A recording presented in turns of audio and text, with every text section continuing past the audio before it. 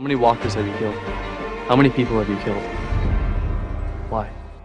안녕하세요 여러분, 필빠입니다. 자, 휴방기는 다들 잘 보내셨나요? 항상 느끼는 건데 휴방기가 좀 느린 것 같으면서도 빨리 지나가는 것 같아요. 뭘 했는지도 모르겠는데 휴방기가 끝났습니다. 우선 휴방기 동안 많은 정보들을 들었어요. 대부분이 위스퍼러 얘기였고 그들이 메인 악당이 될 것이다, 뭐 이런 정보가 대부분이었던 것 같아요. 그리고 이번 에피소드를 보니까 메인 악당으로 만들기 위한 빌드업 과정이 보였습니다. 그래서 오늘은 이런 부분들을 원작과 연계하면서 살펴보도록 하죠. 먼저 위스퍼러 전에 내간 얘기부터 해봅시다. 우선 8화 마지막 장면에서 내간이 탈옥에 성공했어요. 누군가가 문단속을 제대로 하지 않았고 덕분에 내간은 손쉽게 나왔죠. 여기서부터 9화로 이어집니다. 사실 내간이 탈옥을 하고 나서 크게 사고를 친 부분은 없어요. 그냥 자신의 과거를 밟아가면서 안식처에 도달하는 내용이죠. 흔한 이야기가 될 수도 있지만 내간이 하나씩 밟아가는 과정이 정말 좋았어요. 장면으로 나누면 총 4가지가 있는데 우선은 2장면부터 보죠. 처음엔 자유를 찾았기 때문에 기분이 좋아요. 따스한 햇살도 느끼고 물도 여유롭게 마시죠. 그러면서 차에 걸터 앉아 있는데 좀비가 창문을 두드리죠. 가만 보니까 또 갇혀있는 것 같아요. 짜증나죠. 그래서 괜히 좀비에게 화풀이를 합니다. 여기까지는 기쁨. 그러면서 쭉 이동하는데 무릎을 꿇고 있는 장면이 나와요. 여기가 어디냐? 네, 바로 여기입니다.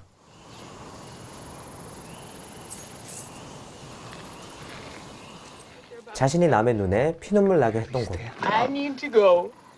You need to go to Alexandria. 이 당시에 내가는 대단히 기세등등하고 마치 세상을 평정한 것처럼 행동했죠. 말 한마디만 내뱉으면 사람 죽는 건 일도 아니었어요. No exceptions.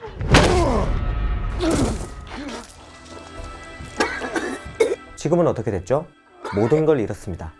이런 부분에 대한 회한, 또 자신이 저질렀던 일들에 대해서 약간의 죄책감도 느낍니다. 우선 감옥에서 나오기만 하면 상황이 좋아질 것 같았어요. 예전처럼 리더의 자리는 못 올라가겠지만 어쨌든 자유를 얻으니까. 하지만 모든 게 예상대로 흘러가지는 않죠. 감옥에서 나온 처음만 좋았고 그 후로는 괴로움을 느끼게 돼요. 중요한 건 그 괴로움이 다 자기 탓입니다. 본인이 남을 힘들게 했어요. 다른 사람의 가정을 무너뜨리기도 했고 필요 이상의 폭력성을 보여줬죠. 이런 것들을 감옥에서 안식처까지 이동하면서 자기가 직접 느끼게 만들어줍니다. 아, 내가 이런 괴로움을 겪는 게 다 내 업보구나, 이런 생각을 하게 되죠. 이런 식으로 장면이 흘러갈수록 내간이 처절해지는데 바로 다음 장면이 정말 슬퍼요. 어쩌다 보니까 옷가게에 들어가게 되죠. 그러면서 자신의 트레이드 마크, 가죽 자켓을 입습니다. 근데 갑자기 개한테 쫓겨요. 물론 들개들이 사납기 때문에 무섭겠죠. 다만 엄청난 권력으로 지역을 호령했던 악당인데 진짜 이렇게까지 바닥으로 떨어질 수 있나? 이런 생각이 들죠. 자기가 생각해도 자존심이 상하죠. 자, 이 상태로 안식처로 갑니다. 자신의 집이기 때문에 마음은 어느 정도 편안해져요. 하지만 건물로 들어가는 순간 또다시 낙담하죠.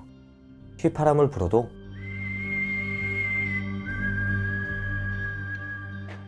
예전처럼 무릎을 꿇어주는 부하들이 없습니다. Respect. Cool, huh? They're still on their knees.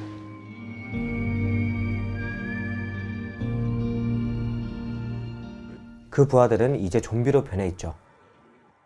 이렇게 우리는 4개의 장면을 통해서 내간의 흥망성쇠를 보게 됩니다. 빌드업은 이렇게 하는 거죠. 우리는 시즌7에서 권력자 내간을 받고 시즌8에서 무너지는 모습, 그리고 시즌9에서 자신의 삶을 되돌아보는 내간의 모습을 봐요. 아무리 악당이라고 해도 이런 과정들을 다 봤으니까 같이 감정을 이입하게 되죠. 저번 시즌 감독은 이런 빌드업에 대한 개념이 전혀 없었죠.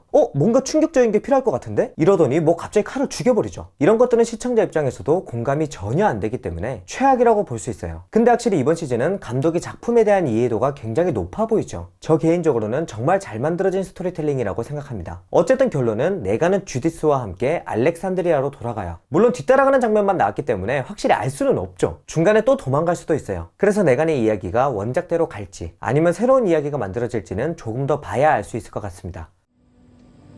I'm Henry. I'm Lydia. 자, 이제 위스퍼의 이야기를 해보죠. 솔직히 말하면 특별한 건 없었어요. 우리가 늘 함께 얘기하던 것들이 나왔죠. 이게 좀비인지 아니면 위스퍼러인지 헷갈려하는 장면. 우선 결론부터 말하자면 9화에서 나온 위스퍼러 내용은 원작과 거의 일치합니다. 요거는 화면을 좀 보면서 얘기해보죠. 우선 묘지에서 성공적으로 탈출합니다. 그리고 힐탑으로 돌아가는 길에서 좀비를 발견하죠. 야, 저는 이 장면 진짜 잘 만든 것 같아요. 대리를 의도적으로 앞에 세워놓고 무릎 한 방 쏴보죠.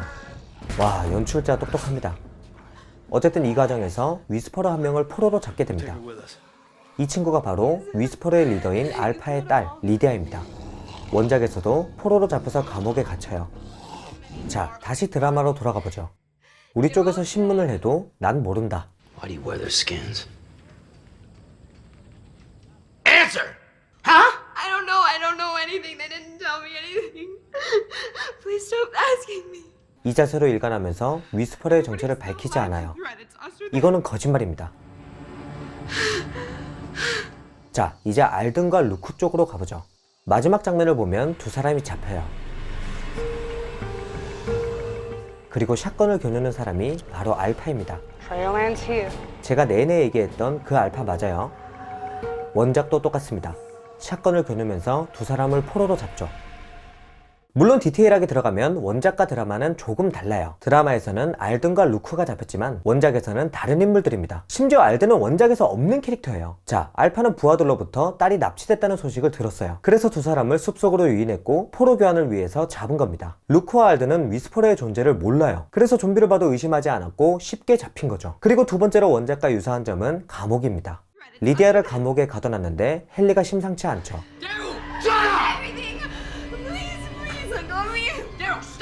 또 사고 칠 것 같은 느낌인데 맞습니다.